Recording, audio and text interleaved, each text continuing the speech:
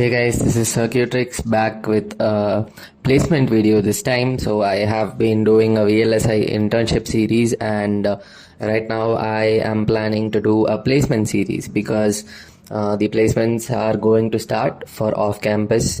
All the semiconductor companies are going to open for a lot of openings for freshers off campus right now. So this would be a right time to start a series about famous VLSI companies and what they expect from you when you apply for them. So let's get started. The first thing is, as always, the eligibility. So the eligibility will be, let's say like 7+ for NITs and IITs. Usually Micron hires people from campus, but they also have a lot of off-campus drives nowadays. So for those drives, it will be 8+. And the eligible streams usually are all the circuital branches, ECE, ICE. In some colleges, it's called E&I. And EEE and CSE as well. So if you are from CSE, you would be applying to a hardware role, so please be aware of that. The stipend, or in this case the package, is around 23.3 LPA. It's a pretty lavish package that Micron offers, and I would say it's one of the best in the market. So this is going to be a very competitive company. And the location is standard Bangalore, Hyderabad or Noida, and you would be working as a ASIC digital design engineer, or as they like to call it, memory design engineer. The process is fairly simple, but I would just like to give a disclaimer like I usually do.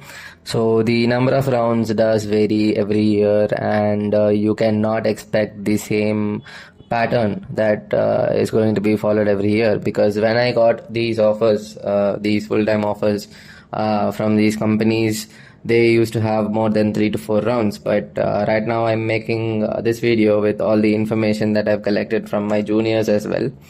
And honestly, the pattern is vastly different between 2 years. So what I would say is keep this as a reference, but please don't stick to this and study only based on this. So the pattern, so the process is going to have an online test, what we usually call as an OT, and this online test will be of 3 hours and have questions from digital aptitude, machine learning, and RC circuits.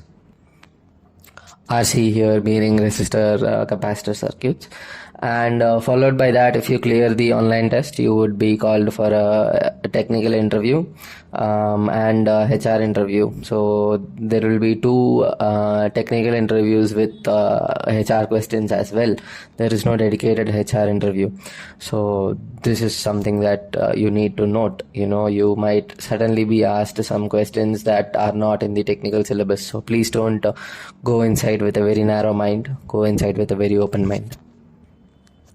Coming to the first round, the online test. So the online test is going to be consisting of questions that are from digital design, basics of machine learning. You might be asked questions from gradient descent, linear regression, and all those basic machine learning algorithms, mainly because Micron is a memory company. It expects you to know a little bit of machine learning. You will be asked a lot of questions on RC circuits and aptitude, because number one, since you are a fresher, you are from UG, they do not know how much you know and how much you don't know. So they do not want to gamble based on your memory knowledge. So they usually focus more on aptitude. So try to get aptitude correct, is what I would kind of say.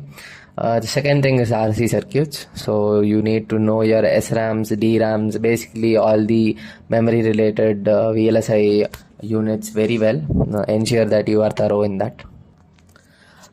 And the most important part, I would say, the main focus of this whole process is going to be your personal interview, because clearing the online test, in my opinion, should not be very difficult. once you kind of have a good preparation base, a good foundation. Because if you don't have a good foundation, I think you should not be watching this video. Rather, you should be watching VLSI tutorials to prepare yourself for the interview. So yeah, talking about the interview itself, there will be 2 rounds. That is the common format that is followed by Micron. So the first round is more of a discussion between the interviewer and you. So they basically want to identify your interest and what you have as an intention of joining Micron. So you are expected to kind of explain some basic concepts to how you would explain it to a school kid, is basically their exact words. So they said, explain some concepts to me like I am a 10-year-old or something. So this is what they usually expect from you. You should creatively describe these concepts, these complex concepts. For example, I was asked the inversion theory, basically. So in a MOSFET, how does the inversion happen? So I had to explain it like I explain it to a 10-year-old. So I cannot use terms like electrons, holes. I should explain it to them. If I'm using a technical term, I should explain what that technical term is in basic words as well. So this was a very creative interview, which I think you need to score well in order to go to the actual technical interview. So the second round is, is a very technical round. Rather, it was not like the first round, which was more to assess how you can express yourself. The second round is technical round that started with sequential design. They tested the basics for us in sequential design, and then they immediately moved on to static timing analysis. So you need to know a thorough knowledge of static timing analysis. For example, you need to know if latches have setup time, hold time, setup violations, hold violations, and then you have to define them and justify your answer. So they do expect a lot from you in the second round. And they proceeded to give us RC configurations and asked us to find the voltage across each resistor, each capacitor. It is a very complex circuit. You might have to do a lot of calculation and find out these answers. So they might even go a level above and ask what happens if you remove the series connection and connect it in parallel instead. Now these are not easy circuits. I'm telling you, these are very complex circuits. So please have your basics, the fundas very ready, because even if you're stuck, they will help you. But if you do not know the fundamentals, I don't think their help will actually help you. So the final point I would like to say is to know about your internship project extremely well. Know about how to clearly explain your internship project, why you are doing it, how you did it, what was the goal, who was mentoring you, and what was the concepts in which you needed help, what are the concepts in which you didn't need help. So these things are I would say more essential. And anything related to memory semiconductors is a huge plus. So if you've done a project in memory